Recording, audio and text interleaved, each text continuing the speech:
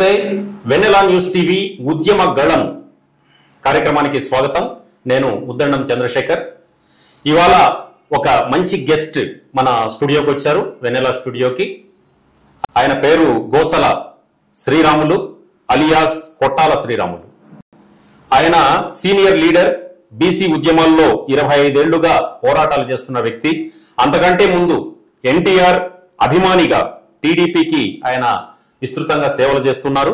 సామాన్య కార్యకర్తగా, బీసీ నాయకుడిగా కదిరి ప్రాంతమే కాకుండా ఉమ్మడి అనంతపురం జిల్లాకు, సత్యసాయి జిల్లా ఇప్పుడు, అంతకుముందు ఉమ్మడి అనంతపురం జిల్లా కూడా ఆయన సుపరిచితులు. ఆయన ఇప్పటిదాకా కూడా ఎలాంటి స్వార్థం లేకుండా సమాజం కోసం, రాజకీయ పార్టీ కోసం, టీడీపీ కోసం పనిచేస్తున్నటువంటి వ్యక్తి. అప్పటి నుంచి ఇప్పటిదాకా కూడా ఆయన సేవలు చాలా మంది ఎంపీలు, ఎమ్మెల్యేలు, మంత్రులు, ఆ తర్వాత వాల్మీకి సంక్షేమ సంఘం జిల్లా అధ్యక్షుడిగా కూడా పనిచేశారు. తర్వాత తమ వాల్మీకి సంక్షేమ సంఘాన్ని కోసం ఆయన చేసినటువంటి కృషి కూడా చాలా గొప్పది. ముఖ్యంగా బీసీ ఐక్య సంఘర్షణ సమితి ఉమ్మడి అనంతపురం జిల్లా అధ్యక్షునిగా కూడా ఆయన సేవలందించారు. ప్రస్తుతం రాయలసీమ బీసీ ఐక్య వేదిక వ్యవస్థాపక అధ్యక్షులుగా ఆయన పనిచేస్తున్నారు. చాలా సందర్భాల్లో ఆయన ఎక్కడికన్నా వెళ్లాలన్నా తన ఖర్చులు తానే పెట్టుకొని, ఎవరిని కూడా చేయి చాపకుండా తన కులం కోసం గాని, తన ఉద్యమ సహచరుల కోసం గాని, లేదా రాజకీయ పార్టీ కోసం గాని ఆయన చేసిన సేవలు నిజంగా అభినందనీయం. ఎందుకంటే వెన్నెలా న్యూస్ టీవీ సందర్భంగా ఇస్తున్నటువంటి ఈ ప్రత్యేక ఇంటర్వ్యూలో మరిన్ని విషయాల్ని ఆయన్ని అడిగి తెలుసుకుందాం. అన్న నమస్తే. నమస్తే. ఎట్లా ఉన్నారు? బాగున్నా. చాలా సంతోషం మీరు మా స్టూడియోకి రావడం, మీతో చాలా విషయాలు పంచుకునేటటువంటి ఇది అవకాశం మాకు లభించింది. మీలాంటి సీనియర్ లీడర్లు చాలా మంది ఈ రోజు ప్రజలను చైతన్యవంతం చేస్తూ, వాళ్లకు చేదోడు వాదోడుగా ఉంటూ వాళ్ళ సమస్యల పరిష్కారాన్ని కృషి చేస్తున్నారు. అందుకు ముందుగా మీకు అభినందనలు, శుభాకాంక్షలు తెలియజేస్తున్నారు. ఇప్పుడు మీరు బీసీ నాయకుడిగా ఉన్నారు. బీసీల కోసం రాత్రింబవళ్ళు దాదాపు 25-30 సంవత్సరాలుగా పనిచేస్తూనే ఉన్నారు. మరి ఈ సందర్భంలో ఈ చంద్రబాబు నాయుడు గారు గత ఎన్నికలకు ముందు ఒక హామీ ఇచ్చాడు. బీసీలకు చట్టసభల్లో 33% రిజర్వేషన్లు కల్పించడానికి ప్రతిపాదనలు పంపిస్తాను అని. మరి ఆ ప్రతిపాదనను ఇప్పుడు ఆ అవకాశం వస్తుందంటారా? మీకు నమ్మకం ఉందా? తప్పకుండా నమ్మకం ఉంది. చంద్రబాబు నాయుడు మీద మాకు చాలా నమ్మకం ఉంది. ఈ చట్టసభల్లో బీసీలకు రిజర్వేషన్ అనేది అది ఎన్టీ రామారావు, నందమూరి విశ్వవిఖ్యాత నందమూరి తారక రామారావు గారి అప్పుడు ఆయన చేయాలని, బీసీలకు ఎస్సీ ఎస్టీల మాదిరి బీసీలకు చట్టసభల్లో రిజర్వేషన్ చేయాలని చెప్పి ఆనాడే ఎన్టీ రామారావు అభిప్రాయము. అప్పట్లోనే ఆగిపోయింది అప్పుడు. కానీ మొన్న ఎలక్షన్ ముందు కూడా చంద్రబాబు నాయుడు గారు నేను బీసీలకు చట్టసభలో రిజర్వేషన్కు ప్రతిపాదన పంపుతానన్నాడు. ఆయన మీద నమ్మకం ఉంది, తప్పకుండా పంపుతాడు. అందులో ఆయన పంపిన వెంటనే కూడా మా కేంద్రంలో కూడా మాకు మోడీ గారు ప్రధానిగా ఉండడము, అమిత్ షా ఉండడము, మా ధర్మవరం ఎమ్మెల్యే సత్యకుమార్ మంత్రి కావడము మాకు అందరికీ శుభ పరిణామం అని కూడా నేను మీ ద్వారా తెలియజేస్తున్నా. ఖచ్చితంగా ఇది 2029కి మేము బీసీలకు చట్టసభలో రిజర్వేషన్ వస్తుంది, వచ్చి తీరుతుందనే నమ్మకం తప్పకుండా ఉంది. చేస్తారు, తప్పకుండా చేస్తారు. ఇన్ని రోజులు కూడా మీరు అందుకోసమే కదా పోరాటాలు చేసింది, కానీ బీసీ ఉద్యమాలు చేసింది కూడా. బీసీల పోరాటం అనేది ఏమంటే బీసీలలో అనేక మంది కులాలు ఉన్నాయి. అంటే బీసీ కులాలు అనేటివి ఇప్పుడు దాదాపుగా 73 కులాల నుంచి 139 కులాల దాకా అయిపోయినాయి. మరి ఎన్నో కులాలు ఉన్నాయి. ఈ 139 కులాలు కూడా రాజకీయాలకు నోచుకోకుండా అట్టడుగు వర్గాలటువంటి చాలా కులాలు, అంటే ఇక్కడ ఉన్న కులాల్లో 18-20 కులాలు మాత్రమే ఎమ్మెల్యేలు, ఎంపీలు కాగలిగినారు. మరి మిగతా కులాలు ఇప్పుడు దాకా ఇంకా ఎమ్మెల్యేలు కాలేదు, ఎంపీలు కాలేదు, జెడ్పీటీసీలు కాలేదు, ఎంపీపీలు కాలేదు, సర్పంచ్ కాని కులాలు కూడా ఉన్నాయి. అలాంటి కులాలు కూడా మేము రాజకీయ చైతన్యం రావాలని, వాళ్ళందరినీ ప్రయోజకులు చేయాలని మా పోరాటం చేస్తున్నాం. మా పోరాటం వల్లనే అప్పుడు ఆర్ కృష్ణయ్య తోటి కలిసి పనిచేసినాం, విజిఆర్ నారుగోన్ తోటి పనిచేసినాం. రాయలసీమలోనే కాకుండా ఉమ్మడి ఆంధ్రప్రదేశ్లో కూడా మేము అన్ని జిల్లాల వారిగా తిరిగాం, పోరాటాలు చేసినాం కాబట్టి ఆనాడు కూడా స్థానిక సమస్యల్లో 34% రిజర్వేషన్లు వచ్చాయి. చాలామంది సర్పంచులు కాగలిగినారు, ఎంపీటీసీ జెడ్పీటీ కాగలిగినారు. కానీ జగన్మోహన్ రెడ్డి ప్రభుత్వం వచ్చిన తర్వాత మా 34% 26% తగ్గించిన దానివల్ల కొంతమంది సర్పంచులు, జెడ్పీటీసీలు శాతం తగ్గిపోయింది. అవును, అదే నేను అడగబోతున్నా. అదే ఏంటంటే 2014లో చంద్రబాబు పరిపాలనను చూశారు, 2019లో జగన్ పరిపాలనను చూశారు, అంతకుముందు చంద్రబాబు నాయుడు గారి 2 సార్లు ముఖ్యమంత్రి అయినటువంటి సందర్భాలను కూడా చూశారు. అంటే ఈ మొత్తం ఈ సంవత్సరాలన్నీ చూసిన తర్వాత, ఈ జర్నీ చూసిన తర్వాత, ఈ పరిపాలన మొత్తం చూసిన తర్వాత బీసీలకు ఎవరి హయాంలో న్యాయం జరిగిందని మీరు భావిస్తున్నారు? ఇప్పుడు 2024 నుంచి మళ్ళీ చంద్రబాబు పరిపాలన మొదలైంది. మరి ఆ బీసీలకు ఇచ్చిన హామీలు నెరవేరుస్తారని చెప్పి మీరు భావిస్తున్నారు?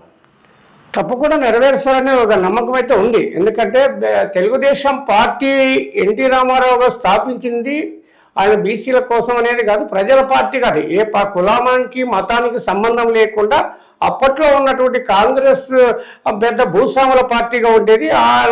కానీ అప్పుడు రాజకీయ చైతన్యం కూడా లేదు. ఎన్టీ రామారావు గారు పార్టీ పెట్టిన తర్వాతనే ఈ తెలుగు రాష్ట్రాల్లో ఈ రోజుల్లో ఇంత పెద్ద రాజకీయ చైతన్యం వచ్చిందంటే అది తెలుగుదేశం పార్టీ వల్లనే వచ్చింది. అది ఎన్టీ రామారావు వల్లే సాధ్యమైపోయింది. ఎందుకంటే అప్పట్లో ముఖ్యమంత్రి ఎవరు, గవర్నర్ అంటే ఏమి, ఈ ఎమ్మెల్యే అంటే ఏమి, మంత్రి ఏమిటి, రాజకీయ పరిజ్ఞానం కూడా లేదు కదా.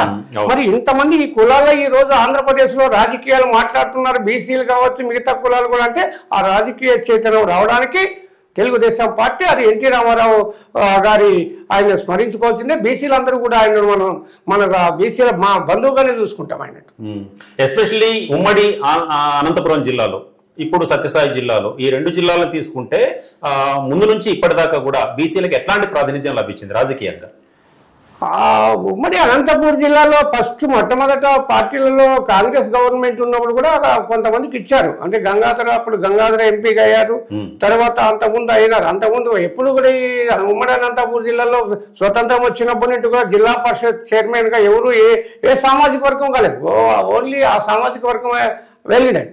కానీ తెలుగుదేశం పార్టీ వచ్చిన తర్వాతనే జిల్లా పరిషత్ మొట్టమొదటిగా లింగరాజు అనే అతనికి బీసీలకు గుర్తించి ఎన్టీ రామారావు తెలుగుదేశం పార్టీ ఇచ్చింది. అప్పటి నుంచి మళ్ళీ బీసీలుగా వచ్చేసి పార్థసారథి అయినాడు, కాలువ శ్రీనివాసులు అయినాడు, నిమ్మల కిష్టప్ప అయినాడు. అనేక మంది బీసీలకు రాజకీయంగా తెలుగుదేశం పార్టీ బాగా ఇచ్చింది. అందులో అయితే మాకు అనుమానం లేదు, బాగానే చేశారు. రాయలసీమలో ఈ బీసీల ఐక్యతకు, బీసీల చైతన్యానికి మీరు గతంలో ఎట్లా పనిచేశారు? మీ భవిష్యత్ ప్రణాళిక ఇప్పటి నుంచి ఎట్లా పనిచేయబోతున్నారు?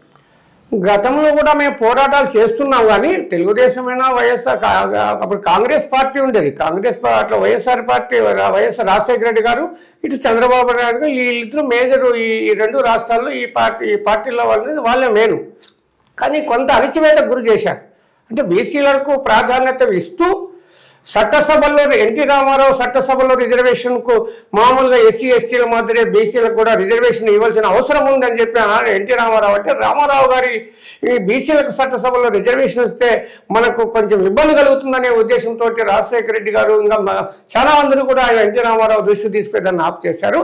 మొన్న చంద్రబాబు నాయుడు ఎలక్షన్లో చెప్పినారు, ఖచ్చితంగా నేను 33% బీసీలకు చట్టసభలో రిజర్వేషన్ ప్రతిపాదన చేస్తానన్నాడు.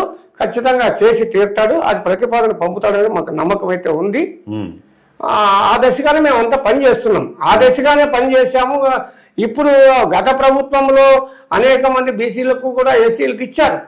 కానీ ఇచ్చినా కూడా అక్కడ ఎలాంటి నిర్ణయాలు తీసుకునే అధికారం లేదు. వాళ్ళకి వాక్చాతుర్యం, స్వతంత్రంగా నిర్ణయాలు తీసుకోవడం కానీ, స్వేచ్ఛగా మాట్లాడడం కానీ ఆ జగన్మోహన్ రెడ్డి ప్రభుత్వంలో వైఎస్ఆర్ పార్టీలు లేదు. కేవలం ఏమేమంటే ఓట్ల కోసం వీళ్ళందరికీ సీట్లు ఇచ్చాము అని ఒక ఆదివుడు శంకర్, మీకు తెలుసు మన జిల్లాలో శంకర్ నారాయణ గారు పెనుగొండలో ఎమ్మెల్యే అయినాడు, మంత్రి కూడా అయ్యాడు. మరి ఎలాంటి సొంత నిర్ణయాలు తీసుకుంటున్నారు? ఎప్పుడు జగన్మోహన్ రెడ్డి కనపడితే ఆయన దగ్గర వంకొని దండాలు పెట్టడం, అంత తప్ప వేరేది ఏంటి లేదు. మిగతా మంత్రుల పరిస్థితి కూడా అదే కదా అక్కడ. మిగతా అంటే మీరు గతంలో చూసారు చాలా మంది, ఇప్పుడు మన బీసీలు కానీ, ఎస్సీలు కానీ, ఎస్టీలు కానీ, లేదా బలిజలు కానీ, ఆయన జగన్మోహన్ రెడ్డి గారు ఇంటి దగ్గర పోయినప్పుడు ఆ వరండాలో మీరు ఒకసారి మహాసేన చూసాం, దాంట్లో ఒకసారి చూసాం. అక్కడ పోయి అందరూ నిలబడుకుంటే ఆయన నాకు ఆశ్చర్యం అయిపోయింది. అంటే ఒక ఎంఆర్ఓ ఆఫీస్ దగ్గర రైతులు కదా పోయి అర్జీలు ఇస్తారు, అట్లా ఉనుకొని నిలబడుకున్నారు ఈ కులాలు అంతా, ఎంపీలు ఎమ్మెల్యేలు. అదే ఎంపీ మిథున్ రెడ్డి జగన్మోహన్ రెడ్డి ఇంట్లో ఇద్దరు కలిసి భోంచేసి వాళ్ళు వస్తే స్వేచ్ఛగా ఇంట్లో కూడా బాగాలేకపోయినారు.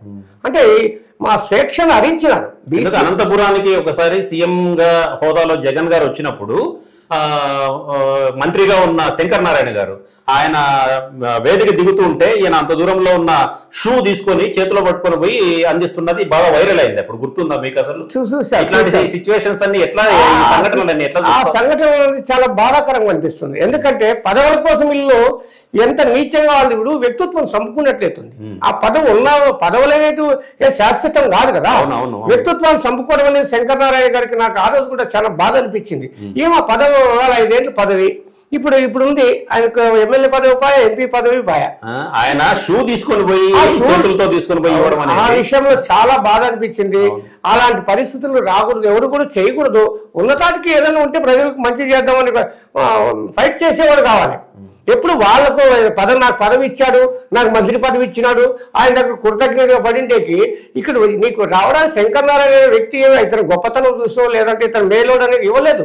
అక్కడ ఏం సామాజిక వర్గం ఉంది, ఆ ఓట్ల కోసము ఆ జగన్మోహన్ రెడ్డి గారు ఇచ్చాడు అనేది ఈ సామాజిక వర్గాలకు నేను ఏం చేసినా నేను చెప్పేది శంకర్ నారాయణ కావచ్చు, అన్ని పార్టీలు ఉండే బీసీలందరికీ కూడా నేనేమంటే నా విన్నపం ఏమంటే బీసీలను ఇప్పుడు ఎవరికైనా కావచ్చు, కాలువ శ్రీనివాసులు కావచ్చు, లేదా నిమ్మల కృష్ణప్ప కావచ్చు, మరి పార్సాది కావచ్చు, అనేక మంది ఈ బీసీల కార్డు రావడానికి మా కాలువ శ్రీనివాసులు రావడానికి కారణమే ఆయన రాజకీయ పెద్ద కుటుంబం కాదు కదా, పార్సాదికే పెద్ద కుటుంబం. అంబికా లక్ష్మీనారాయణ గారు కూడా మరి ఇప్పుడు అంబికా లక్ష్మణ్ కూడా ఇచ్చినారు అంటే కారణం ఏమంటే ఈ అత్యధిక శాతం ఉన్న వాల్మీకులు ఉన్నారు, వాళ్ళకి ఇవ్వాలనే ఉద్దేశంతో ఇచ్చినారు.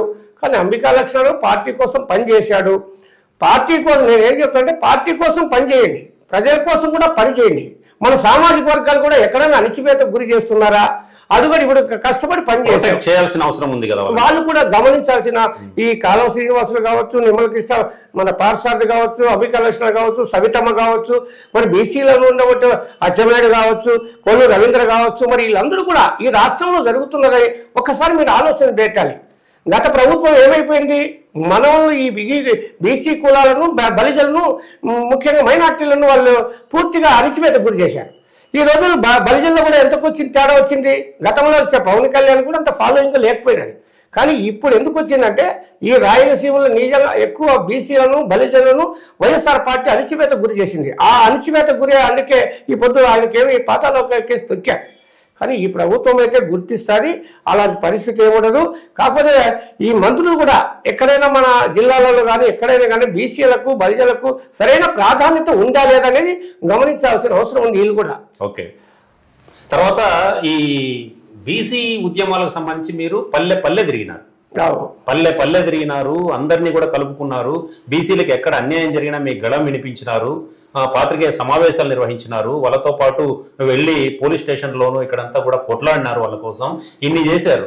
మరి ఇప్పుడు కూటమి ప్రభుత్వం వచ్చిన తర్వాత ఈ కూటమి ప్రభుత్వంలో కూడా ఏమైనా అట్లాంటివి జరిగితే మీ స్పందన ఎట్లా ఉంటుంది, మీ భవిష్యత్ ప్రణాళిక ఎట్లా ఉంటుంది, ఎట్లా పనిచేయాలనుకుంటున్నారు ఇప్పుడు? మళ్ళీ నేను ఎలక్షన్ బిఫోర్ కూడా చెప్పా, ఒక ఇంటర్వ్యూలో జరిపినప్పుడు, ఇప్పుడు జగన్మోహన్ రెడ్డి గురించి ఆ రోజు ఇంటర్వ్యూలో కూడా నేను అనంతపూర్లో ప్రెస్ మీట్ పెట్టినప్పుడు మేమంతా కలిసి మాట్లాడినప్పుడు, అయ్యా జగన్మోహన్ రెడ్డి గారు ఈ ఉమ్మడి అనంతపూర్ జిల్లాలో 14 సీట్లు ఉన్నాయి కదా, అందులో 2 రిజర్వేషన్ పోతే మరి 12 ఉంటాయి. 12లో మీరు ఎన్ని ఇచ్చారు బీసీలకు? మీ సామాజిక వర్గానికి 9 సీట్లు ఇచ్చారు.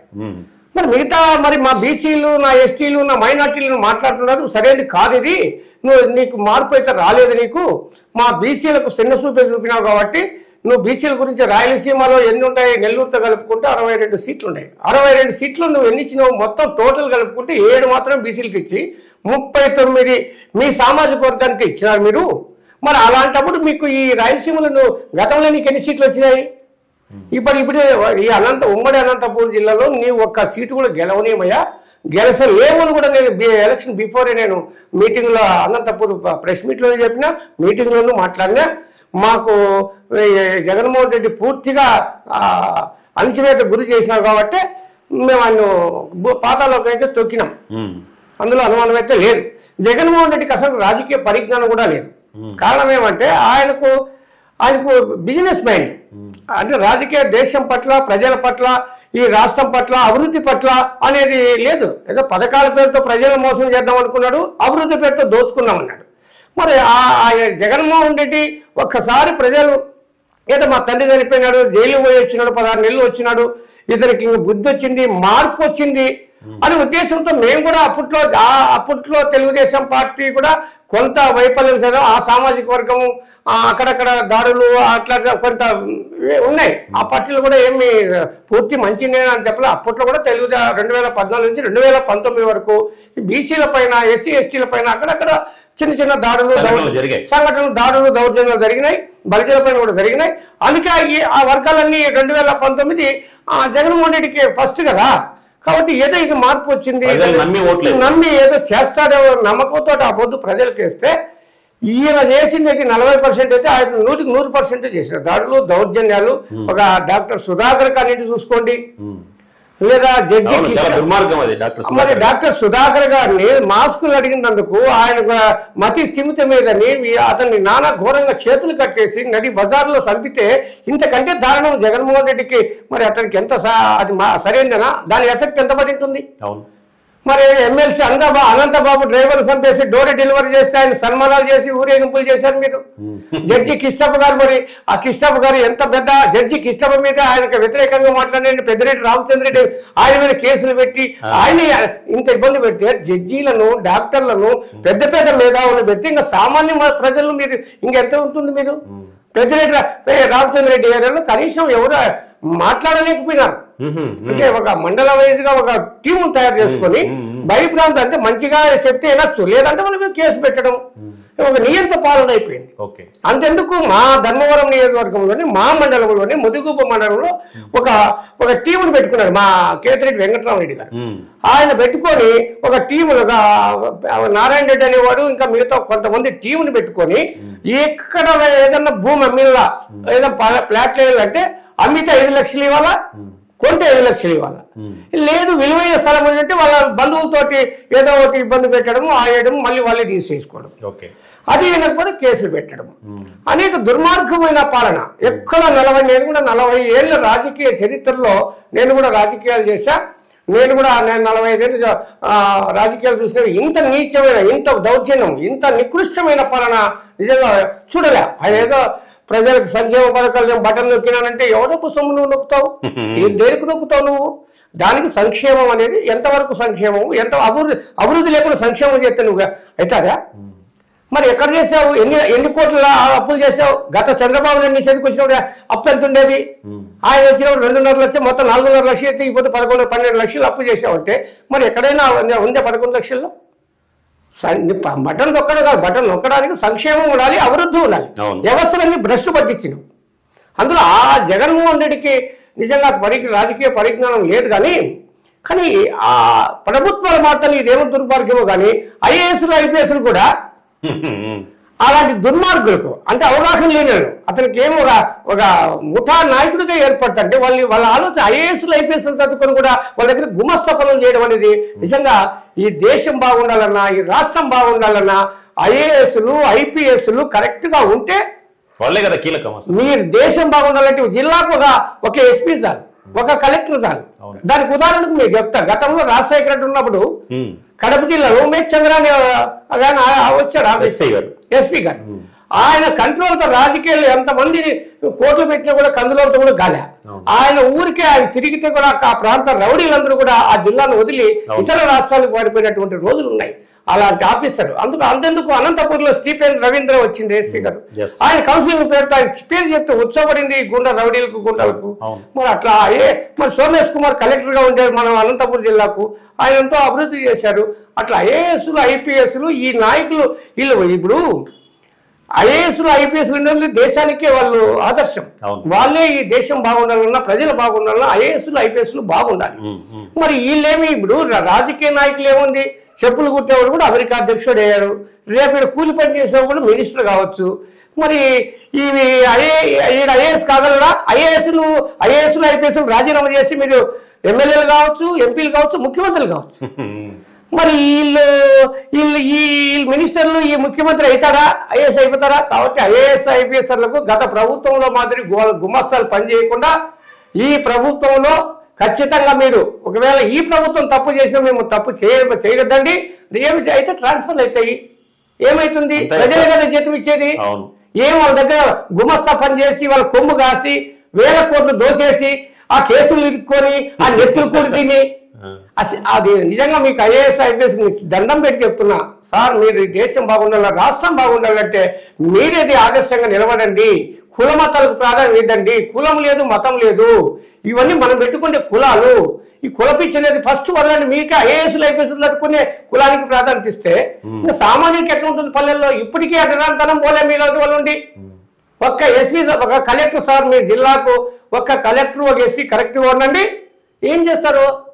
వాళ్ళు ఏమి చేయలేరు. మీలేరు, తప్పు చేయించినది మీరే. ఈ రాష్ట్ర ప్రజలను నాశనం చేస్తారని కూడా కొంతమంది, నేను ఏమంటే అందరూ మంచిగా కాదు, మంచి చేసిన మంచిగా. ఈ దురాలోచన, డబ్బు వ్యామోహం ఉండే ఐఏఎస్ ఆఫీసర్లు వీడనాలండి. ప్రజల సొమ్మిది, ప్రజలను బాగు చేయండి. ఎప్పుడైనా మనిషి పుట్టిన తర్వాత గిట్టక తప్పదు. ఎన్ని కోట్లు తప్పించిన వెంట పట్టకపోదు. ఈ పొద్దున ఒకప్పుడు రాజశేఖర రెడ్డికి రాష్ట్రం అంతా అప్పులు ఉండేది. ఆయన రాజకీయ ముఖ్యమంత్రి కాకముందు రాష్ట్రంలో ఎక్కడ చూసినా ప్రతి నాయకుడి దగ్గర 2-3 లక్షలు, 4 లక్షలు, అబ్బా 60-70 లక్షలు, కోటి రూపాయల పైన అప్పు ఉందండి. మరి అప్పట్లో ఆయన ముఖ్యమంత్రి మరి ఇచ్చారు. ఆయన అందులో కర్నూలు జిల్లాలో చిన్న ఫ్యాక్టరీలు బాగా ఉండే. ఆ కరెంటు బిల్లు కట్టుకోవాలి, 4.5 లక్షల కరెంటు బిల్లు కట్టుకునే ముఖ్యమంత్రి, ఆయన ముఖ్యమంత్రి అయిన 6 సంవత్సరాల్లోనే తన తండ్రిని అడ్డు పెట్టుకొని 1,00,000 కోట్లు సంపాదించాడని ప్రజలందరూ చెప్పారు. చంద్రబాబు నాయుడు కాదు, ప్రజలందరికీ తెలిసిపోయింది. నీకు సరిపో ఆస్తులు కూడా అట్లే ఉన్నాయి. ఎన్ని సాక్షి టీవీ కావచ్చు, లేకపోతే ఇంకోటి కావచ్చు, నీ ఆస్తులు ఎల్లంక కావచ్చు, మరి క్లాసిక్ ఎస్టేట్ బన్నర్ఘట్ రోడ్లో కావచ్చు, లోటస్ ఫండ్ కావచ్చు, ఇడుపులపై కావచ్చు, కడప ఎస్టేట్ కావచ్చు, ఇవన్నీ ఎక్కడి నుంచి వచ్చేది? అంత ప్రజాస్వామ్యమే కదా. మరి నువ్వేమో ముఖ్యమంత్రిగా ఉండి నేను పేదల ముఖ్యమంత్రి అనేది మాట్లాడే కన్నా ఉండాలి కదా. నీవు ఒక ముఠాగా ఏర్పడి ఇదే నిన్ను మీ తండ్రి చనిపోయిన తర్వాత మా ధర్మవరం ఎమ్మెల్యే కాంగ్రెస్లో ఎమ్మెల్యేగా ఉన్నాడు. నువ్వు మీ నాయన అతనికి ఎంత ఇచ్చినట్టు నీ తర్వాత ఆ వెంకటరామరెడ్డికి జగన్మోహన్ రెడ్డి తర్వాత అంత ప్రాధాన్యత వాళ్ళ ఆయన చచ్చిపోతే ఆ పిల్లని పిలిచి ఆ ఐఏఎస్లు ఎస్పీలను కలెక్టర్లను పిలిపించి వీడు మా వాడు ఏం చెప్తే చేయండి అని చెప్పి ఇన్ఛార్జ్ చేసి అతను ముందుగానే అతనికి చెప్తే ఆయనకు పని జరిగే ఎమ్మెల్యే అయిపోతే ఆయన చనిపోతే రాకుండా నేను నిజంగా రాజశేఖర రెడ్డి కూడా రామారావు తర్వాత నేను అప్సెట్ చేసేది ఆయన ఎవరి రాజశేఖర రెడ్డిని. ఎందుకంటే ఆ రామారావు తర్వాత రాజశేఖర రెడ్డి రైతులకు ఉచిత కరెంటు కావచ్చు, లేదా అప్పుడున్న బకాయిలు మాఫీ చేయడం కావచ్చు, మరి రీఎంబర్స్మెంట్ కావచ్చు, లేదా అది 108 అది ఉంది కదా 108 అది చెప్తా రావడం, ఇలాంటి గొప్ప పనులు చేశాడు. అందుకే ఆరోగ్యశ్రీ ఇట్లాంటివన్నీ చేశాడు. అంత మంచి పని చేసినాడు కాబట్టి ఆయన కూడా సహకరించినాము. అప్పుడంతా మార్పు జరిగింది. ఆయన ఎన్టీ రామారావు తర్వాత రాజశేఖర రెడ్డి గారే చేశారు అంత గొప్ప పని. జలయజ్ఞం మరి ఇన్ని తీసుకొచ్చినటువంటి జలయజ్ఞం పేరుతో మీ తండ్రి ఎన్ని కోట్లు సంపాదించినా కూడా ఆయనకు అనుచరులకు సహాయం చేశాడు. నీకేం డబ్బు ఇప్పుడు ఏం చేస్తావు చెప్పు? ఇన్ని కోట్ల ఆస్తి, ఇన్ని డబ్బు, ఇంత ఉండి నువ్వు ఓడిపోతే నీ పరిస్థితి ఏంటి? డబ్బు కాదు ముఖ్యం. ఒక్కసారి మనిషికి అవకాశం వస్తే ప్రజల్లో నిలిచిపోవాలి, పనిచేయాలి. రైట్ అన్న. ఇంకో విషయం, ఈ మధ్య తెలంగాణ మాజీ మంత్రి కల్వకుంట్ల తారక రామారావు గారు కొన్ని వివాదాస్పదమైన వ్యాఖ్యలు చేశారు. ఏపీలో జగన్మోహన్ రెడ్డి ఓడిపోవడం నాకు చాలా దిగ్భ్రాంతికి గురి చేసింది. అట్లాగే ధర్మవరంలో కేతిరెడ్డి వెంకటరామరెడ్డి ఓడిపోవడం ఏంటి, ఇట్లాంటి వ్యాఖ్యలు చేశారు. దీనిపైన మీరు ఎట్లా స్పందిస్తారు? నిజంగా చాలా బాధాకరం. ఎందుకంటే నాకు కేటీఆర్ అంటే చాలా ఇష్టం. ఎందుకంటే అప్పట్లో ఇడిపోయినప్పుడు కూడా తెలంగాణ పోరాటంలో వయసులో చిన్నోడైనా కూడా తండ్రి కావచ్చు, వాళ్ళు కావచ్చు, పోరాటాలు వీక్కొని అన్నేళ్ళు పరిపాలన చేసిన కాంగ్రెస్ పార్టీని, తెలుగుదేశం పార్టీని చేసి మీరు ఆ రాష్ట్రంలో మీరు చేసి మీకు ప్రజలు కూడా పట్టం కట్టినారు. 5 సంవత్సరాలు 10 సంవత్సరాలు పనిచేస్తావు. నీకున్న టాలెంట్ నిజంగా కేటీఆర్ అయితే మంచి లీడర్షిప్ ఉంది, మంచి వాయిస్ ఉంది, అతనికి అవగాహన, సమాజం పట్ల అవగాహన ఉంది, స్పృహ ఉంది. నెక్స్ట్ ఇప్పుడు కాకుండా ఎప్పుడైనా అతను ముఖ్యమంత్రిగా అవుతాడు, మంచి లీడర్ కూడా అవుతాడు. కానీ ఆంధ్రప్రదేశ్ విషయానికి వచ్చినప్పుడు జగన్మోహన్ రెడ్డిని పొగడ్డము, అందులో ధర్మవరం ఎమ్మెల్యే గురించి మాట్లాడము, ఆయన తెలిసి మాట్లాడినాడా తెలియక మాట్లాడినాడా అనేది నాకైతే అర్థం కాలేదు. చాలా బాధాకరం ఉంది. ఎందుకంటే ఆంధ్రప్రదేశ్లో వెంకటరామరెడ్డి అంత గుడ్ మార్నింగ్ ప్రోగ్రాం పెట్టి ఇంత మంచి పనులు చేసిన వాడు ఓడిపోయినాడు అంటే అది నిజంగా అది పూర్తి తెలుసుకొని మాట్లాడడం లేదని నా అభిప్రాయం. ఎందుకంటే తెలుసుకొని మాట్లాడింటే అసలు వీళ్ళ జోలికే రాడు. వీళ్ళ చరిత్ర తెలిస్తే అసలు వీళ్ళ గురించి మాట్లాడు. ఈ కేతిరెడ్డి వాళ్ళ కుటుంబం గురించి, వాళ్ళ నాయన గురించి, వాళ్ళ నేపథ్యం గురించి, వాళ్ళ గతంలో ఏమి చేసినారో నీకేం తెలిసిన నీకు కేటీఆర్ గారు నేను ఎందుకు చెప్తున్నా అంటే నీ పట్ల నువ్వు అంటే గౌరవం, నీకు మంచి పేరు ఉంది, నీకు మంచి అవగాహన ఉంది. ఎప్పుడైనా నువ్వు ఈ తెలంగాణలో నువ్వు లీడర్, నువ్వు ఎప్పుడైనా ముఖ్యమంత్రి కూడా అవుతావు. ఇట్లాంటి పోర్టల్ గురించి దయచేసి నువ్వు తెలుసుకొని మాట్లాడాలి. ఎందుకంటే మా ధర్మవరం, నాది కూడా మా ధర్మవరం నియోజకవర్గమే, మాకు ఎమ్మెల్యే ఎక్స్ ఎమ్మెల్యేడు ఆయనకు అసలు సంస్కారం హీనుడు అతను. కనీసం మనుషులతో ఎదుటి వాళ్ళని ఎలా మాట్లాడాలి, ఎట్లా రిసీవింగ్ చేసుకోవాలి, ఏం మాట్లాడేది కూడా రాదు.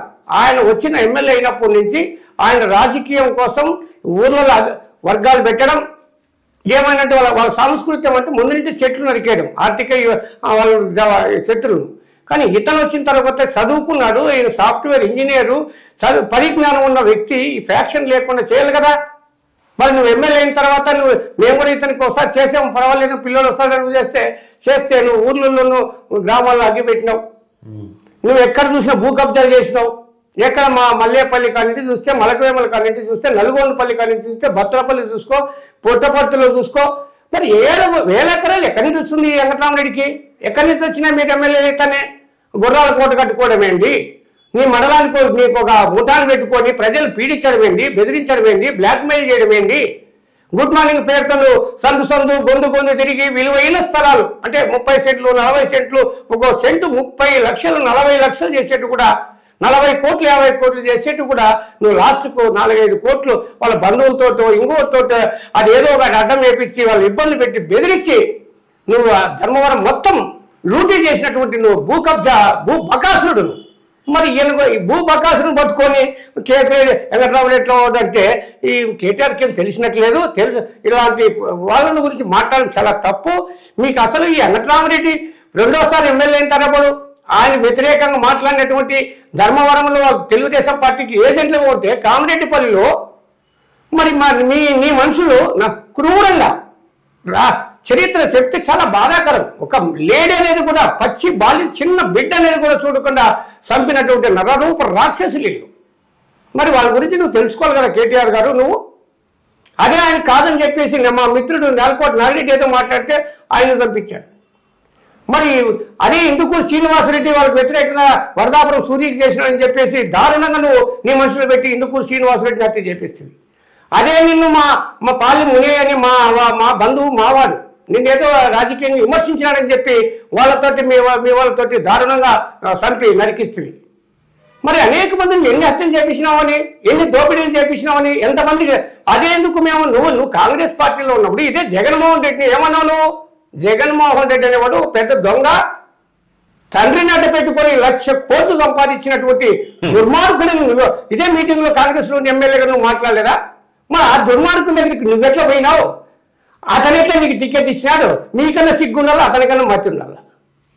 ఇది ఇంత నీచమైన మీలాంటి వాళ్ళు నాయకుల సంస్కార హీనులు. దయచేసి నేను ఏం చెప్తున్నానంటే మీ వెనిలా ఛానల్ నుంచి చంద్ర గారు దయచేసి నేను మీ ద్వారా అన్ని పార్టీలకు అంటే Telugu Desam party, Janasena party, BJP party, అన్ని పార్టీలు, కాంగ్రెస్ పార్టీలు కూడా నెక్స్ట్ మీరు ఎప్పుడన్నా 2029కి ఇలాంటి భూ కబ్జాదారులకు, రౌడీలకు, గూండాలకు, ఈ నరాంతకులు ప్రజలు పీడించి ప్రజాధనాన్ని దోపిడీ చేసిన దొంగలు ఇప్పుడు ఎటుపోవాలో తెలియక, ఈ రాష్ట్రం ఎట్లా కాపాడో తెలియక, ఈ కేసుల నుంచి ఎట్లా తప్పించుకోవాలో తెలియక నన్ను బీజేపీ వైపు అధికారంలో బీజేపీలోకి తలదాచుకునే వస్తున్నారు. అయ్యా నేను బీజేపీ పురంధేశ్వరి కావచ్చు, అమిత్ షా కావచ్చు, మరి ఇప్పుడున్నటువంటి మా మంత్రి సత్యకుమార్ కూడా చెప్తున్నా, ఇలాంటి దుర్మార్గులు మీ పార్టీలోకి రానిద్దండి.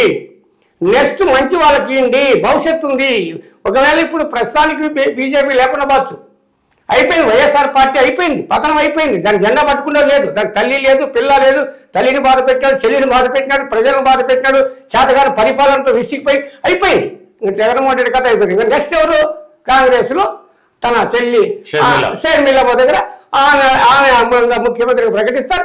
అప్పుడు ఇప్పుడు తెలుగుదేశం ఉంటుంది, బీజేపీ ఉంటుంది, జనసేన ఉంటుంది. కాబట్టి నిజంగా చెప్పాలంటే నాయకుడు అనేవాడు ఇప్పుడు ఈ కురుక్షేత్ర సంగ్రామంలో, ఈ యుద్ధంలో ఇప్పుడు అర్జునుడి పాత్ర ఎవరిది? పవన్ కళ్యాణ్ది. అసలు పవన్ కళ్యాణే లేకపోతే ఇప్పుడు కూటమే లేదు, అంతే కదా.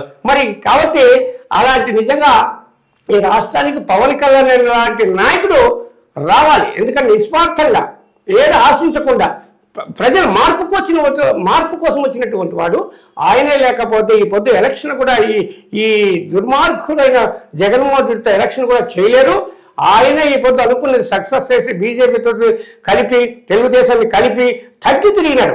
50 సీట్లు అంటే 40 సీట్లు అంటే 30 సీట్లు రాష్ట్రకి ఎన్ని ఇచ్చినా సరే జగన్మోహన్ రెడ్డిని పాతాళోకానికి తొక్కాలనే దాంతో అతను 21 సీట్లు తీసుకుంటే 21 సీటు గెలిచినాడంటే ఆయనకు నిజంగా ఆయన నిజమైన హీరో. కాబోయే ఎప్పుడైనా అతను భవిష్యత్తు ఉంది. బీసీలము ఆయన మేమంటే కలుగుతాం. 2029కి ఖచ్చితంగా ఒక ప్రణాళిక ఉంటుంది. కాంగ్రెస్ తో యుద్ధం చేద్దాం. తెలుగుదేశంతో కూడా మాకు తెలుగుదేశంలో కూడా బీసీలకు బలిజలకు కూడా సరైనటువంటి ప్రాధాన్యత ఇస్తారనుకుంటున్నా. ఇచ్చి తీరుతారు, అందులో అనుమానం వల్ల కలిసే పని చేస్తాం అన్న. ఇంకా పుట్టపర్తి నియోజకవర్గం, ముఖ్యంగా పుట్టపర్తి జిల్లా అంటే సత్యసాయి జిల్లా కొత్తగా ఏర్పడింది. కొత్తగా ఏర్పడిన జిల్లాలో బీసీలు ఎక్కువ మంది కూడా ఉన్నారు. మరి ఈ బీసీలకు ఏదైనా ఉపాధి ఉద్యోగ అవకాశాలు కల్పించడానికి కొత్తగా ఇక్కడ ఎమ్మెల్యే అయినటువంటి సింధూరారెడ్డి గారు, వారితో మీరేమన్నా గతంలో మాట్లాడారా, తర్వాత మాట్లాడబోతున్నారా?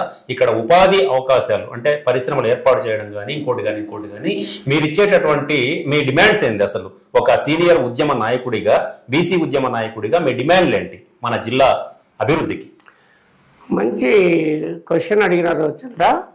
ఎందుకంటే నిజంగా చెప్పాలంటే రాయలసీమలో కరువు ప్రాంతం ఏంటంటే అనంతపూర్ జిల్లాలో కొంత భాగం అన్న నీటి పడుతుంది, కానీ సత్యసాయి జిల్లా పూర్తి వెడారమైన జిల్లా. అవును. ఇక్కడ నుంచి అనేక మంది వలసలు పోతున్నారు. అంటే రైతాంగం కూడా పంటలు రాక రైతాంగం తర్వాత చదువుకున్నటువంటి యువత అంతా కూడా ఇతర రాష్ట్రాలకు వలసలు పోతున్నారు. ఈ వలసలు ఆపమని కూడా నేను అంటే సింధూరారెడ్డి గారితో కాదు కానీ మన ధర్మవరం ఎమ్మెల్యే సత్యకుమార్ గారికి తోటి నేను మాట్లాడినా అనేక ఒక సందర్భం వచ్చినప్పుడు. ఆయన ఎందుకంటే ఆయన జాతీయ బీజేపీ పార్టీలో జాతీయ ప్రధాన కార్యదర్శి పనిచేశాడు 3 సార్లు.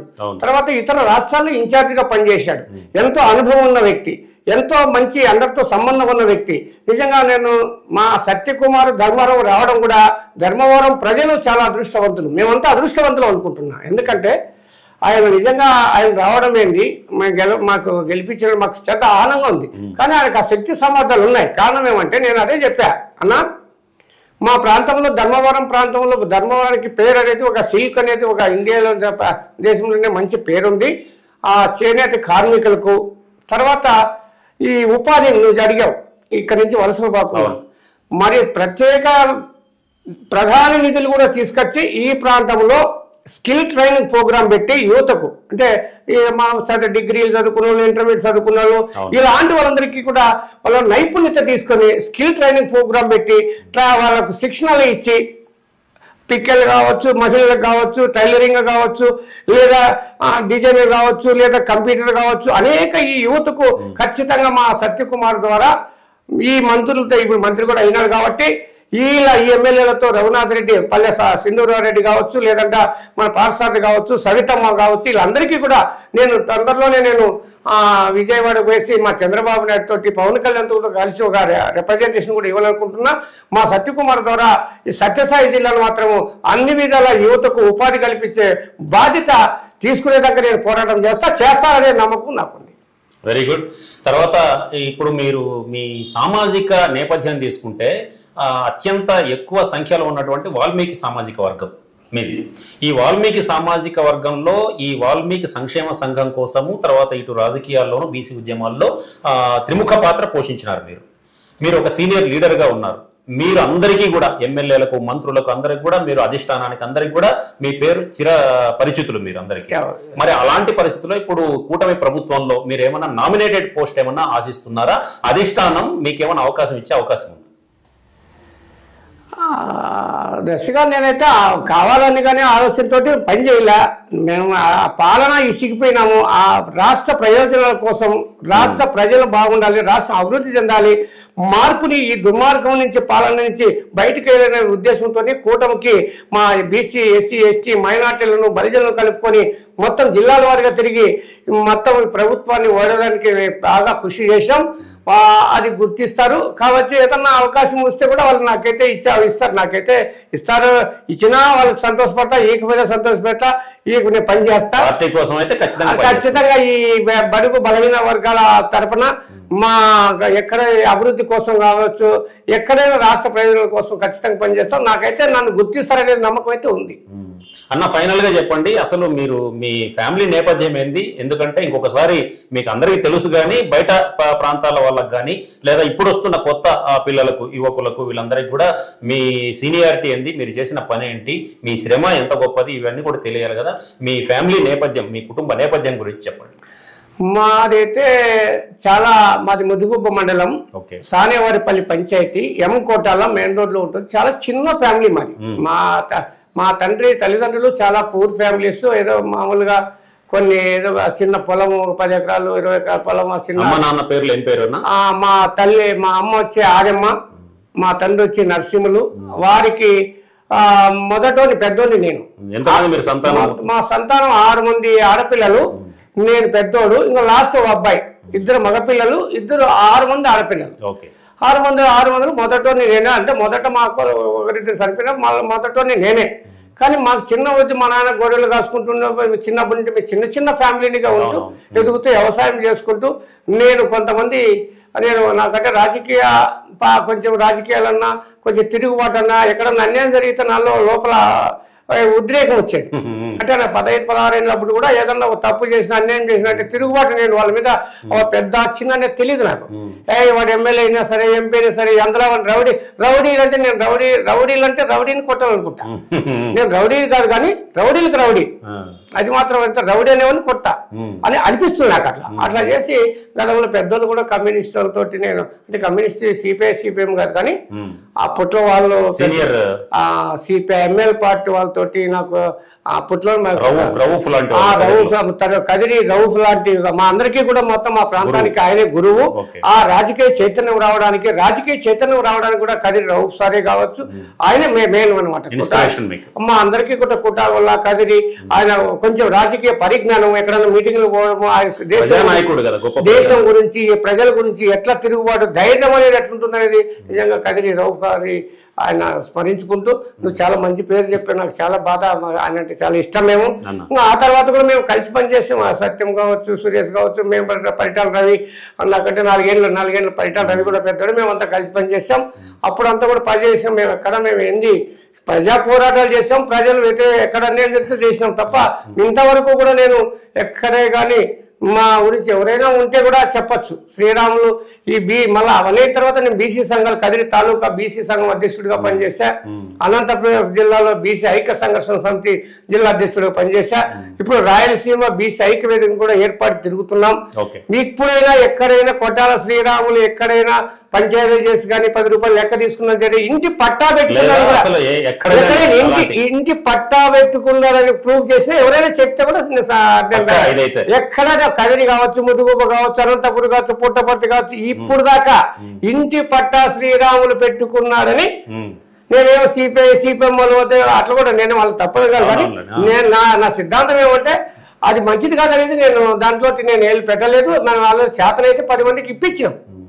కానీ అక్కడెక్కడ నేను ఇంతవరకు మేము ఇంటి పట్టా కూడా పెట్టుకోలేదు. ఎక్కడైనా మా కదిరి కానీ ఎక్కడైనా చూసుకుని ఎక్కడే కానీ మాకు ఇంటి పట్టా కూడా లేదు. కేవలం నేను తిరుగుబాటు.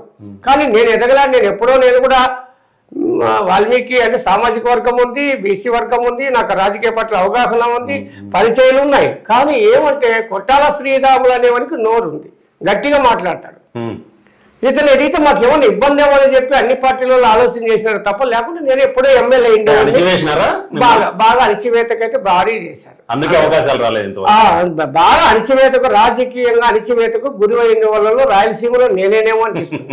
ఎప్పుడో అందరికి పదవులు, కనీసం నన్ను సర్పంచ్ కూడా కానికూడదనే ఒక అంటే 2 సామాజిక వర్గాలు చేసినారా పోటీ. అంటే స్వతహా ఇండిపెండెంట్ గానే చేశా. అంటే ఎన్టీ రామారావు ఉన్నంత వరకు టీడీపీలో ఉన్నా, కానీ అప్పుడు అంత పెద్ద వయసు లేదు కాబట్టి మళ్ళీ వయసు వచ్చిన తర్వాత ఈ ఎన్టీ రామారావు పోయిన తర్వాత ఈ పార్టీలు కూడా మార్పు వచ్చినాయి. అంటే సామాజిక వర్గం, అంతకుముందు కులము మతం లేదు.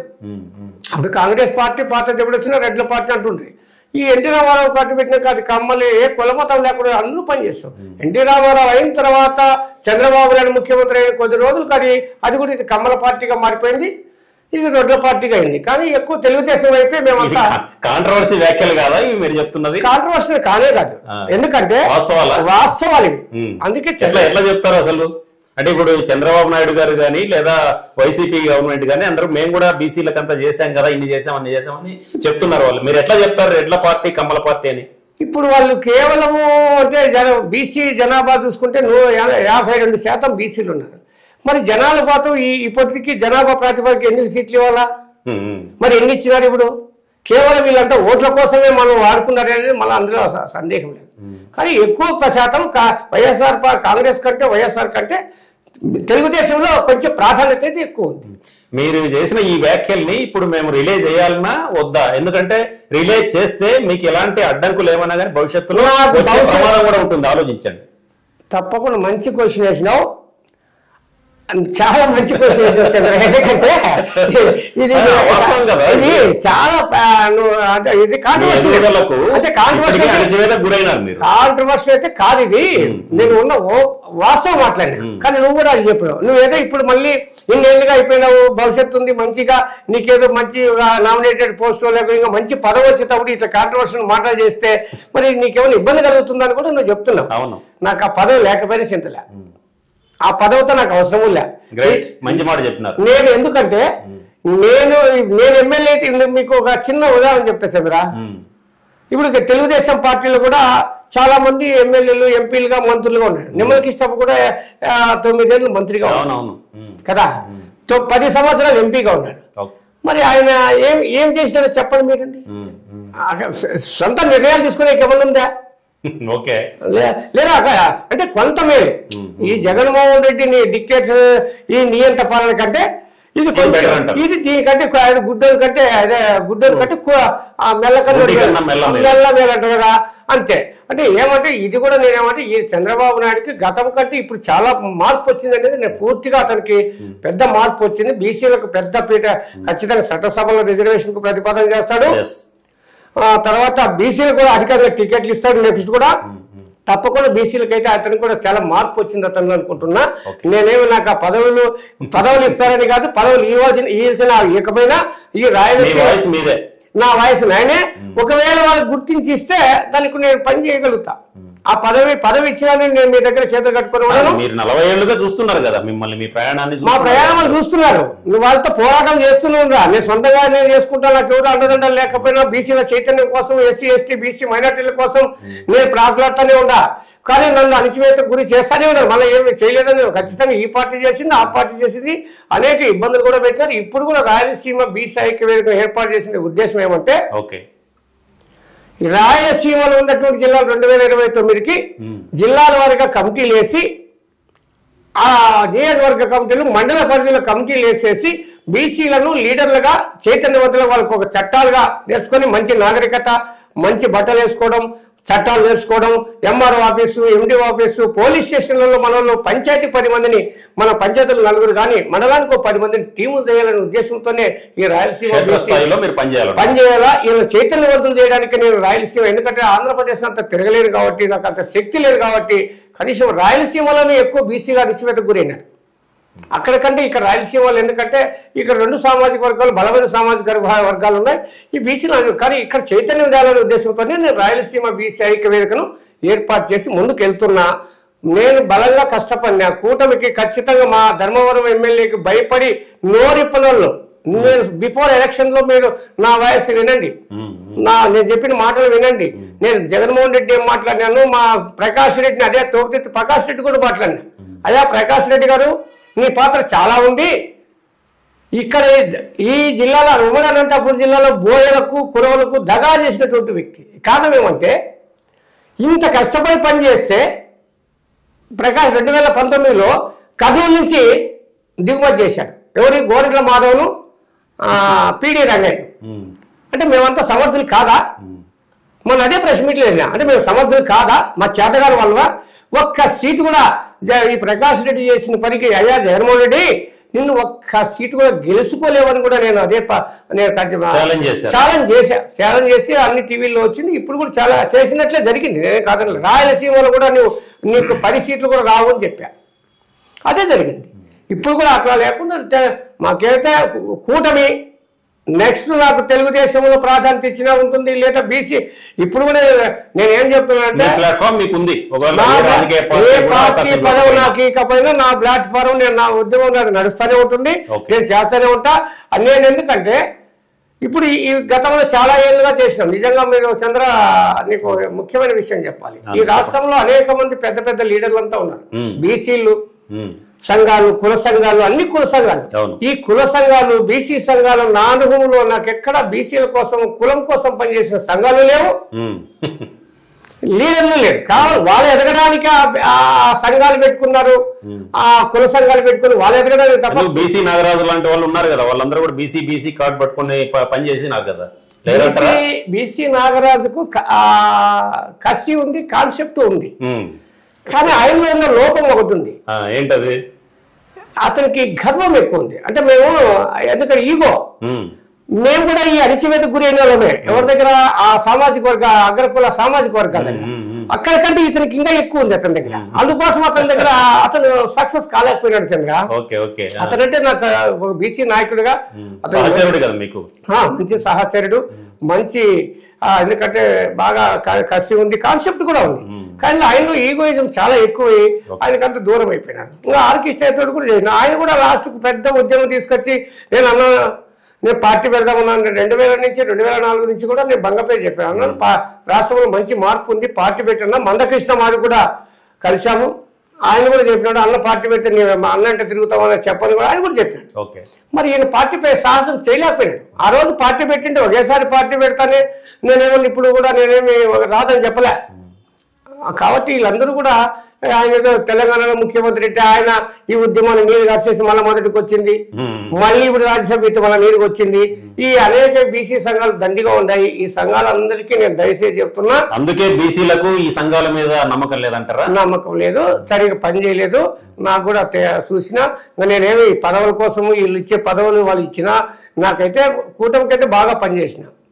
కానీ ఇప్పుడు నేనేం చెప్పేది కుల సంఘ నాయకులందరికీ చెప్తున్నా, ఈ రాష్ట్రంలో ఈ సంఘాలన్నిటి పక్క పెట్టండి.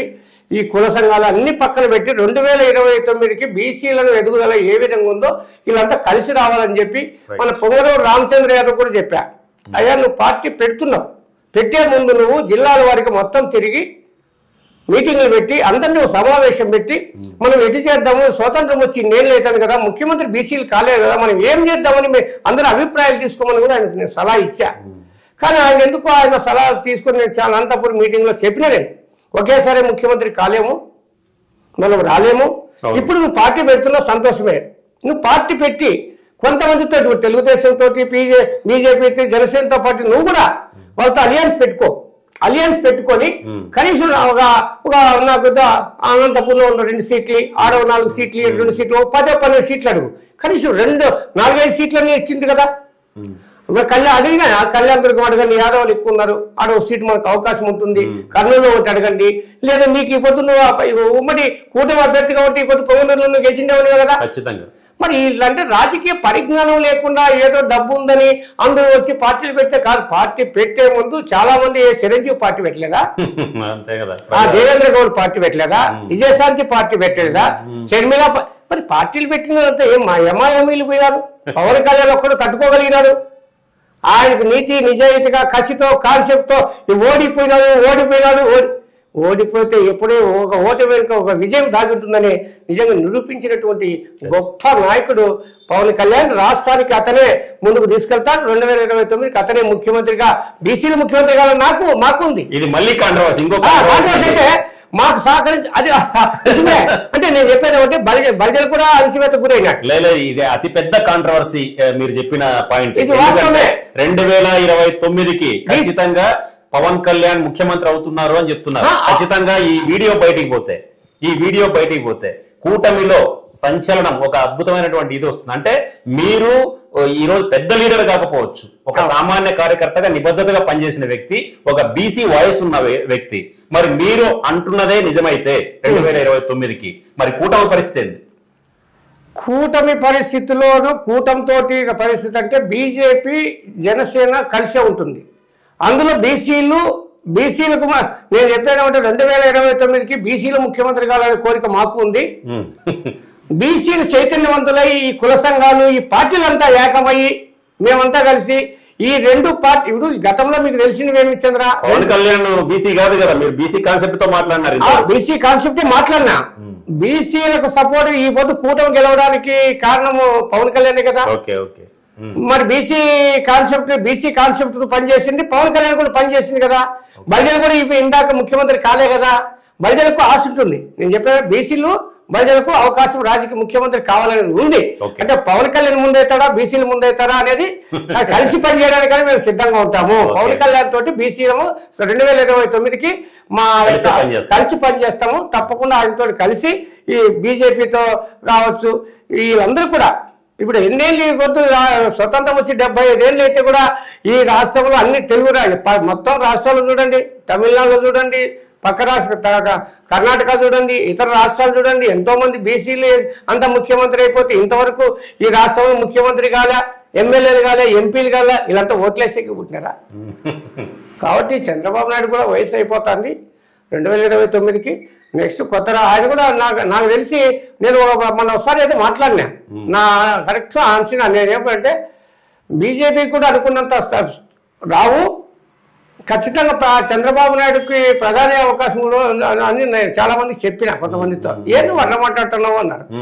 నాకు కూడా 45 ఏళ్ళ రాజకీయ ఎక్స్పీరియన్స్ ఉందప్ప, పరిస్థితి దారుణంగానే ఉంది. మీరు అనుకున్నట్లు 300 సీట్లు 400 సీట్లు రావు, 220 సీట్లు వస్తాయని చెప్పా, చాలా మందితో చెప్పిన. తప్పులో అందులో ఇప్పుడు కేజ్రీవాల్ మేధావి, ఆయన మీద కొన్ని సమస్యలు ఉన్నాయి. మమతా బెనర్జీ కావచ్చు, స్టాలిన్ కావచ్చు, వాళ్ళకంత ఇది లేదు. ఉండేవాళ్ళ మేధావి ముఖ్యమంత్రి ఉండేవాళ్ళు చంద్రబాబు నాయుడే ప్రధాని అయ్యే అవకాశం ఉందని చెప్పి నేను అనేక సందర్భాల్లో నేను చాలా మంది ఇప్పుడు దాదాపు సంవత్సరం నుంచి చెప్తానే ఉంటా. మొన్న కీలకంగా మారింది కదా, మరి అవకాశం వచ్చింది కదా. ఇప్పుడు కూడా కాదనేముంది, కాకూడదు ఉందా చెప్పలేము, ఇంకా టైం ఉంది. ఇప్పుడు ఇంకా మొదలైంది కదా, 5 సంవత్సరాలు ఉంది కదా. 5 సంవత్సరాలు ఈ రోజు ఇంటర్వ్యూలో అన్ని సంచలనాలే మాట్లాడుతున్నారు. 5 ఏళ్లలో ఏమైనా జరగచ్చు కదా. ఇప్పుడు జరిగింది బాగానే ఉంది. రాష్ట్ర అభివృద్ధి నాకైతే మంచి శుభపరిణామం. ఆ పైన కేంద్రంలో బీజేపీ రావడం, రాష్ట్రంలో తెలుగు కూటమి రావడం, పవన్ కళ్యాణ్ అనుకున్నది జరిగిపోయింది. మరి ఇట్లనే సాగుతుందా, తర్వాత ఇంకా ఏం నిర్ణయిస్తుంది, కాలమే నిర్ణయిస్తుంది. ఎప్పుడు అది కాలం అనేది ఎప్పుడు అది కాలమే నిర్ణయిస్తుంది. మనం ఏమనుకున్నాం ఏమైనా జరగచ్చు రాజకీయాలు అనేది నా అనాలిసిస్ ప్రకారం నాకు ఉంది. ఎప్పుడైనా నెక్స్ట్ చంద్రబాబు 2029 వరకు ఆయన ఉండగలుగుతాడు. మళ్ళీ నెక్స్ట్ దేశ నాయకుడిగా ఆయనకి మంచి అవకాశాలు వస్తాయి. అందులో వచ్చిన ఆశ్చర్యపోవాల్సిన అవసరం లేదు, జరగచ్చు. చంద్ర ఫైనల్ గా చెప్పండి, ఫైనల్ గా ఏమంటే వాల్మీకుల్ని ఎస్టీ జాబితాలో చేరుస్తామని గతంలో 2014లో అధికారంలోకి వచ్చిన తర్వాత చంద్రబాబు నాయుడు గారు మాట ఇచ్చారు. అంతకుముందు ఎన్నికల్లో కూడా 2014 ఎన్నికలకు ముందు ఇచ్చారు మాట. తర్వాత దాన్ని కొంతవరకు తీసుకుపోయినారు. కాలువ శ్రీనివాస్ గారు, చంద్రబాబు నాయుడు గారు వీళ్ళంతా కూడా అసెంబ్లీలో ఇది చేపించి పంపించాము, కానీ కేంద్రం నిర్ణయించలేదు, కేంద్రం దాన్ని ఒప్పుకోలేదు అనే మాట చెప్తున్నారు. మరి ఇది ఈ రోజు అదే బీజేపీనే కేంద్రంలో కూడా అధికారంలో ఉంది. మరి ఇక్కడ చంద్రబాబు నాయుడు గారు మళ్ళీ ముఖ్యమంత్రి అయ్యారు. మరి వాల్మీకులను ఎస్టీ జాబితాలో చేర్చే అంశం ఎంతవరకు ముందుకు పోతుందంటారు? అసలు ఒక వాల్మీకి సంఘం లీడర్ గా మీరేం చెప్పదలుచుకున్నారు? మీ నమ్మకం ఏంటి? చాలా చాలా మంచి ప్రశ్న చంద్ర, ఇంతకు మాట్లాడింది. ఎందుకంటే నాకు కూడా కులం అనేది, నేను ఆ కులంలో పుట్టాను కాబట్టి నీకు చాలా మంచి క్వశ్చన్ వేసినావు. ఇది 2014లో కూడా చంద్రబాబు నాయుడు కూడా అదే కర్నూలులోనే ఇక్కడ అత్యధిక శాతం ఉన్నటువంటి వాల్మీకి సోదరులంతా ఉన్నారు. వారికి నేను రాగానే నేను ఖచ్చితంగా మిమ్మల్ని ఎస్టీ జాబితాలోకి తీసుకెళ్లే బాధ్యత నాది అని చెప్పి ఆయన మాట ఇచ్చాడు. అందరూ కూడా నిజమే అనుకున్నారు, చేశారు, బాగానే చేశారు. ఆయన అప్పుడు జరగలేకపోయేది. కారణం ఏమంటే ఇప్పుడు వాల్మీకులు అత్యధిక శాతం ఉన్న వాల్మీకులు ఈ మన దేశంలో, మన రాష్ట్రంలో కాదు కదా, ఈ దేశంలో ఎక్కడే కానీ ఏ రాష్ట్రంలో కానీ వాల్మీకులు బీసీలుగా లేరు. ఓన్లీ ఎస్టీ జాబితాలో తప్ప బీసీలు ఎక్కడా లేదు. మా ఆంధ్రప్రదేశ్లో కూడా మనమేమి ఇప్పుడు బీసీ కాదు, మేము ఎస్టీనే. ఎంతవరకు 56 వరకు మీరు చూసుకోండి. ప్రతి ఉద్యోగాలు కావచ్చు, సర్టిఫికేట్లు కావచ్చు, చదువులు కావచ్చు, అనేక మంది తీసుకుంటే వీళ్ళు ఎస్టీ జాబితాలో ఉన్నాం మేము. ఓకే, మరి ఎందుకు ఈ బీసీ జాబితాలోకి మమ్మల్ని చేర్చడం అనే దానికి పెద్ద కుట్ర జరిగింది. ఎప్పుడు 56లో నీలం సంజీవ్ రెడ్డి గారు ముఖ్యమంత్రి అయిన తర్వాత ఆయనకి ఏది ఉద్దేశం ఉందో ఏమో నాకు అయితే తెలియదు, కానీ ఇప్పుడున్న ఏజెన్సీ ప్రాంతాల్లో కూడా ఇప్పుడు ఈ విజయనగరం, విశాఖపట్నం, శ్రీకాకుళం ఇలాంటి ఏజెన్సీ ప్రాంతంలో ఉన్నటువంటి బోయల్ వంతులు కూడా ఇప్పుడు కూడా మేమంతా ఎస్టీలమే. మరి మైదాన ప్రాంతంలో ఉన్న కూడా మేము ఎస్టీలమే. కావాలని ఆయన 50 ఏళ్ళు ముఖ్యమంత్రి అయిన తర్వాత ఒక తీర్మానం చేసి మైదాన ప్రాంతంలో బీసీ జాబితాలోకి చేర్చడమైంది. మేము కొత్తగా ఈ పొద్దు వాల్మీకి ఎస్టీ జాబితాలోకి చేర్చండి ప్రత్యేక ఇప్పుడు చేర్చేది కాదు, పునరుద్ధరించాలి. మేము ఎస్టీలమే, దాన్ని పునరుద్ధరించాలి. కేంద్రంలో వీళ్ళు ప్రతిపాదన పంపినారు చంద్రబాబు నాయుడు, అప్పుడు ఆయనకు అనుకూలం లేదు. ప్రతిపాదన పంపినా అప్పుడు కేంద్రంలో అనుకోలేదు. ఇప్పుడు కేంద్రంలో పైన అనుకూలంగా మోడీ వచ్చినారు, ఇక్కడ ఉంది, వచ్చింది, పొత్తుంది, కూటమి ఉంది. వాల్మీకుల వాయిస్ ఖచ్చితంగా మేము తప్పకుండా ఈ సత్యకుమార్ ద్వారా మేము చంద్రబాబు రెడ్డి ద్వారా మేము మోడీ దగ్గరికి పోతాం. ఖచ్చితంగా వాల్మీకులను ఈ కొత్తగా చేర్చమని మేము అడగలేదు. 60లో ఎవరు దామోదరం సంజీవయ్య కూడా ముఖ్యమంత్రిగా ఉన్నప్పుడు ఆయన చెప్పారు కావాలని నీలం సంజీవ్ రెడ్డి దగా చేసినాడు ఈ కులానికి, కాబట్టి ఆయన తీర్మానం చేసి వాల్మీకులను యథాతథం చేద్దామని చెప్పి దామోదరం సంజీవయ్య కూడా తీర్మానం పెడితే కూడా అది పక్కన పెట్టించినారు అప్పుడు బ్రహ్మానంద రెడ్డి, నీలం సంజీవ్ రెడ్డి గారు. కాబట్టి వాల్మీకులు ఈ రాష్ట్రంలో రాయలసీమలో రెడ్ల కోసం ప్రాణాలు తెగించి పనిచేసినటువంటి వాల్మీకులకు దగా చేస్తుంటే కూడా వాళ్ళ వైపే మా కులం అంతా పనిచేస్తారండి. మా దురదృష్టకరం అని ఏం చేయాలా? మరి ఇక్కడ ఒక విషయాన్ని గుర్తు చేయాల, కాలువ శ్రీనివాస్ గారు మంత్రిగా పనిచేశారు. అవును. ఇప్పుడు అంబికా లక్ష్మీనారాయణ గారు ఎంపీగానే ఉన్నారు. అవును. మరి వీళ్ళందరూ కూడా అంటే అంతకుముందు కొంతమంది లీడర్స్ అంతా ఉన్నారు, వీళ్ళందరూ కూడా ఎస్టీ జాబితాలోకి వాల్మీకుల్ని చేర్చడానికి ఎందుకు చేత కాకపోయిందా వాళ్ళకు, లేదంటే అధికారంలో ఉన్నటువంటి ప్రభుత్వానికి వీళ్ళు బానిసలుగా ఉండడమా? కారణం ఏంటి చెప్పండి. వాస్తవంగా నువ్వు అడిగే దాంట్లో బానిసలు కాదు, కానీ ధైర్యం చేసి కావాలడిగే శక్తి సామర్థ్యం అది బాగా అనుకోవచ్చు. కానీ అంబికా లక్ష్మీనారాయణ ఇప్పుడు ఎంపీ అయ్యాడు, కానీ ఆయన పాపము రాయలసీమలో కాదు, రాష్ట్రంలో కావచ్చు, జిల్లాలో కావచ్చు, వాల్మీకి ఎస్టీ సాధన కోసం నిజంగా అంబికా లక్ష్మీనారాయణ బాగా పనిచేశాడు, కష్టపడినాడు, జిల్లాల వారిగా తిరిగినాడు, పెద్ద ఉద్యమం తీసుకొచ్చినాడు. జిల్లా కలెక్టర్ దగ్గర 16 నెలల్లో 16,000 మందితో కూర్చోబెట్టాలని చెప్పినప్పుడు కాలువ శ్రీనివాస గారికి మన చంద్రబాబు నాయుడు తీసుకోవడం, ఖచ్చితంగా మేము దాన్ని నెరవేరుస్తామని చెప్పించడం, ఆ ఉద్యమాన్ని ఆ సేవాదలు పెట్టడానికి పనిచేశాడు. కానీ ఆయన అప్పుడు ఆ విధంగా కాలువ శ్రీనివాసులు చెప్పినాడు.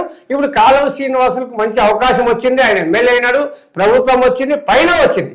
కాబట్టి కాలువ శ్రీనివాసులు, అంబికా లక్ష్మీనారాయణ, తర్వాత బొంగనూరు జయరాం, గుంతకల్ ఎమ్మెల్యే ఉన్నారు. వీళ్ళందరినీ కూడా పట్టుకొని వాల్మీకిని ఎస్టీ జాబితా చేర్చడం, పునరుద్ధరించడం. దీన్ని ఎస్టీ జాబితా చేర్చాలంటే అదే ప్రత్యేకంగా చట్టం దానిలేమో, వాళ్ళు ఎస్టీ వాళ్ళు ఒప్పుకోరేమో, ఆల్రెడీ ఉంది. అది వీళ్ళంతా ఎస్టీ జాబితా చేర్చడం అనేది తప్పది. ఎస్టీ జాబితాలుగా మేము ఎస్టీలమేనాయా పునరుద్ధరించండి అని చెప్పి మేము వాళ్ళ ద్వారా నేను తెలియజేసుకొని వీళ్ళందరినీ పట్టుకొని కూడా నేను చంద్రబాబు దగ్గర పోయి ఇది ప్రతిపాదన తీసుకుపోతా, ఢిల్లీ వరకు తీసుకొని పోయి ఖచ్చితంగా నాకైతే నమ్మకం ఉంది, తప్పకుండా సాధిస్తాము. చంద్ర, రైట్ అన్న, థ్యాంక్ యూ వెరీ మచ్. మీరు ఇంత సమయాన్ని మా కోసం వెచ్చించారు, మా స్టూడియోకి వచ్చారు, మాతో మాట్లాడారు. అన్ని చాలా విషయాలు అంటే మీ మనసులో నుంచి వచ్చినటువంటి మాటలు ఇవన్నీ కూడా, అంటే మీరు నిబద్ధతగా 40 ఏళ్లుగా ఎట్లా పనిచేస్తున్నారో ఇప్పుడు మీరు వినిపించిన వాయిస్ కూడా అట్లాంటి వాయిసే, అచ్చమైన స్వచ్ఛమైన నిక్కచ్చితనంతో కూడినటువంటి వాయిస్ మీరు వినిపించారని మాకు అర్థమవుతోంది. ఈ ఇంటర్వ్యూ చూసినటువంటి ప్రేక్షకులు కూడా రేపు పొద్దున తప్పకుండా ఇదే విషయం అర్థమవుతుంది. కాకపోతే మీరు చేసినటువంటి వ్యాఖ్యల్లో వివాదాస్పదమైన వ్యాఖ్యలు ఉన్నప్పటికీ అవన్నీ కూడా వాస్తవాలని చెప్పి నాకు కూడా అనిపిస్తా ఉంది. ఈ వాస్తవాన్ని కుండ బద్దలు కొట్టినట్లుగా మీరు చెప్పినట్లుగా చాలా వరకు చాలా మంది చెయ్యరు. ఎందుకంటే మాకెందుకు రిస్క్ అనుకునే వాళ్ళే ఉన్నారు, మాకు పదవులు రావేమో, మీరు ఒక మాట మాట్లాడితే ఏదన్నా మాకు వచ్చే అవకాశాలు రావేమో అని భయపడుతున్న లీడర్లను నేను చూశాను చాలా వరకు. మరి అట్లాంటిది ఏమీ లేకుండా మీరు ఒకే మాట చెప్పారు, నాకు నామినేటెడ్ పోస్ట్ ఇచ్చినా ఇవ్వకపోయినా నేను ఆశించను, నాకు ఇవ్వకపోయినా నేను ఖచ్చితంగా బీసీ ఉద్యమం కోసం పనిచేస్తాను, బీసీ ప్రజల కోసం, అణగారిన ప్రజల కోసం పనిచేస్తాను చెప్పారు. చాలా ధన్యవాదాలు అన్న మీకు. నేను కూడా మీరు ఇంటర్వ్యూ చేయడము మీరు మాకు కూడా చాలా సంతోషము. ఇంకా మునుముందు కూడా మా యొక్క వాయిస్ను, మా యొక్క సహాయ సహకారాలు కూడా మాకు అందిస్తారని మేము ఎప్పుడు మీకు సపోర్ట్ గా ఉంటాం. తప్పకుండా నిబద్ధతగా పనిచేసే వాళ్ళకి ఎవరికి అందరికీ కూడా మేము తప్పకుండా మా వెంట ఉంటుంది. Thank you very much. Thank you చంద్ర.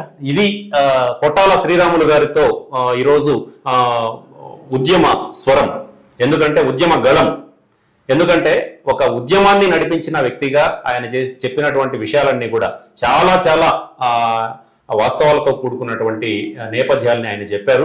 అంతేకాకుండా తను పేద కుటుంబం నుంచి వచ్చినప్పటికీ కూడా ఎక్కడ గాని భయానికి వెరవకుండా ఎలాంటి పరిస్థితులకైనా కానీ ఎదురొడ్డి నిలిచి వాల్మీకుల సంక్షేమం కోసం ఒకవైపు, తర్వాత పార్టీలో ఇటు టీడీపీని కావచ్చు, తర్వాత అంతకుముందు ఉన్నటువంటి ఎన్టీ రామారావు గారు ప్రారంభించినప్పటి నుంచి కూడా, ఊహ తెలిసినప్పటి నుంచి కూడా పార్టీ కోసం పనిచేస్తున్నారు.